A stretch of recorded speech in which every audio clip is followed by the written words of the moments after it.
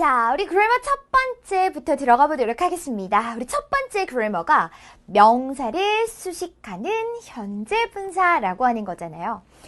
분사라고 하는 녀석에서부터 출발을 할 거야. 분사에서 출발을 하면 현재 분사, 과거 분사가 있죠. 이 현재 분사, 과거 분사의 역할이 쫙 있는데 그 중에서 하나가 바로 명사 수식입니다. 그 중에서도 명사를 수식하는 방법이 또 두 가지가 있는데 그 중에서 또 하나를 다루고 있는 겁니다. 고로 선생님이 말하고 싶은 건 뭐냐면 명사를 수식하는 현재 분사가 딱 우리 중요 핵심 그래머잖아. 이따시만큼 공부할 게 있는데 거기서 좁히고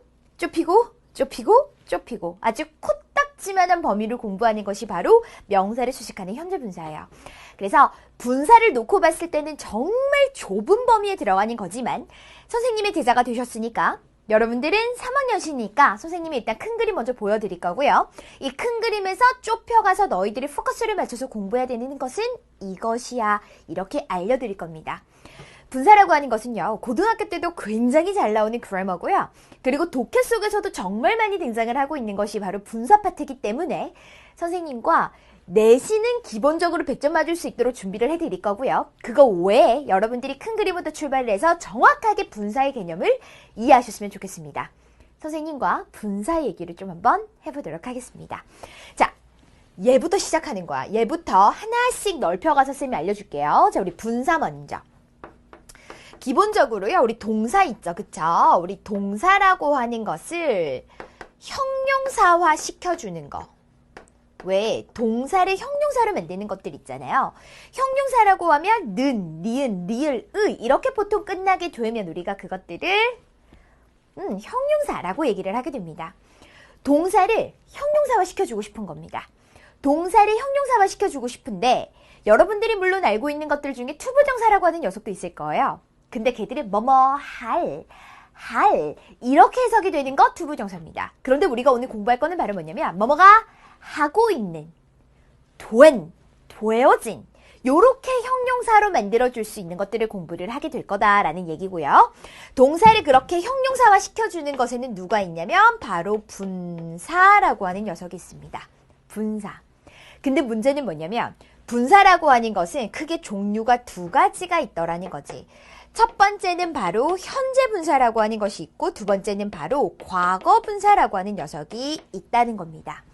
현재 분사라고 하는 것을 쓰시는 방법은 동사에다가 ing를 쓰게 되고요. 과거 분사는 열심히 여러분들이 3단 변화 외우셨던 그 맨 마지막에 있던 pp로 우리가 표기를 하게 되는 요 녀석. 그래서 늘 시험 문제도 기본적으로 뭐가 나오냐면 야야야야 ing를 적을래 pp 적을래 이거 물어보는 문제가 가장 잘 나오는 문제입니다. 둘 다 동사를 형용사로 만든 거야. 그럼 여러분들이 딱 그거를 보셨을 때 어떤 경우에서는 ing를 적어야 되고 어떤 경우에서는 pp를 적어야 되는지 정확하게 구분해서 답을 고를 수 있어야 된다는 얘기를 하고 있는 거야. 그러면 어떻게 우리가 이 두 가지를 정확하게 답을 고를 것인가? 그거에 대해서 선생님과 얘기를 조금 한번 해보도록 할게요. 정확하게 문제 푸는 방법을 알려드리도록 하겠습니다. 처음에는 단계를 밟아 나가셔야 되기 때문에 조금 까다로우실 수도 있어요.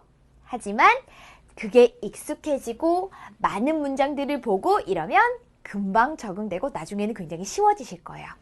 자, 요 두 개 고르는 문제 지금부터 해결하는 방법을 알려드리겠습니다. 이 두 개가 나왔어요. 야야야야 ing 쓸래 pp 쓸래. 그럴 때 제일 먼저 하시는 방법. 제일 먼저 뭐 해야 되냐면 감정을 나타내는 동사에서 출발을 한 건지 감정을 나타내지 않는 동사에서 출발했는지를 제일 먼저 확인하셔야 됩니다. 이 둘 다 동사에서 출발을 한 거잖아. 출발한 동사가 감정을 나타내냐 나타내지 않냐 그거 제일 먼저 파악하시는 거고요. 두 번째 단계가 바로 뭐냐면 얘들이 동사를 형용사화 시켜줬잖아. 그러면 형용사의 역할 중에서 무슨 역할을 하고 있는지를 파악하셔야 됩니다. 세 번째 단계가 바로 뭐냐? 감정을 나타내는 것 같은 경우에는요. 원인인지 주체인지에 따라서 골라주게 될 거고요. 감정을 나타내지 않는 동사 같은 경우에는 능동인지 수동인지를 따라서 우리가 답을 골라주게 될 거야. 그래서 이 문제를 푸시는 정확한 단계는 이렇게 해결을 하실 겁니다. 다시 이걸 물어봤어. 야, 여기에 ING 써야 되겠니? PP 써야 되겠니? 라는 식의 문제가 출제가 됐어요. 그럼 제일 먼저 얘가 감정을 나타내는 것에서 출발했나? 감정을 나타내지 않는 것에서부터 출발을 했나? 그걸 먼저 보라고요. 두 번째는 얘들이 지금 어쨌거나 형용사로 변신을 한 것들이잖아. 형용사를 변신을 했는데 문장 안에서 과연 형용사의 역할 중에서 무슨 역할을 하고 싶은 건지 그걸 확인하셔야 되는 겁니다. 세 번째, 지금부터 선생님이 알려드릴 요거를 찾아가지고 답을 고르시는 거죠. 이게 바로 분사 문제를 푸는 데의 단계라고 보시면 되시겠고요. 왜 감정을 나타내냐 나타내지 않냐 그거를 구분하는 기준은 어휘를 외우실 수밖에 없는 거겠죠. 감정을 나타내는 동사들 뭐가 있을까요? 뭐가 있을까요? amaze, 놀라다. surprise, 놀라다. 실망하다. disappoint, 흥분이 됩니다. excite. 이렇게 모두 다 감정을 나타내는 것들, 그런 것들이 바로 감정을 나타내는 것이고 그 외에 아이들이 감정을 나타내지 않는 동사가 되는 거겠죠. 자, 그럼 우리 형용사의 역할 좀 얘기할까요? 너희들 한번 생각해봐. 형용사는 우리 영어에서 무슨 역할을 할 수 있을까요? 얘기해봐. 형용사의 역할은요, 크게 우리 세 가지로 나눕니다. 세 가지. 제일 첫 번째는 뭐냐면 명사수식이요. 형용사의 가장 대표적인 역할, 형용사만 유일하게 할 수 있는 역할, 바로 명사수식이죠. 두 번째는 바로 뭐냐면 주격 보어 자리에 들어올 수 있다는 점. 세 번째는 바로 목적격 보어 자리에 들어올 수 있다는 점이야. 그래서 어떤 문법 책에 보게 되면 얘랑 얘를 그냥 딱 두 개로 나눠가지고 설명하기도 하는데 구체적으로 세부적으로 나누게 되면 이렇게 세 가지. 어쨌거나 형용사의 역할은 이렇게 세 개의 자리에 들어올 수가 있다는 것이고 명사 수식할 때는 또 유의하셔야 되는 게 있어요. 바로 어순을 유의하셔야 되는데 기본적으로요. 명사 수식할 때는 역시 두 가지 방법으로 나타낼 수 있어. 첫 번째는 형용사가 먼저 들어오고 그 다음 명사가 들어와서 형용사가 앞에서 수식하는 경우. 근데 뭐 대표적으로 생각해봐도 예쁜 선생님, 착한 소년. 그럴 때 우리가 영어로 뭐라고 하니? A kind boy라고 하죠. kind boy, 형용사, 명사, 어순으로 쓰잖아요. 기본적으로 형용사가 먼저 오고 그 다음 명사 오는 거야. 형용사, 명사 됐어? 근데 두 번째는 어떤 경우의 수가 있냐면 명사가 먼저 들어오고 형용사가 뒤에서 수식하는 경우가 있어요.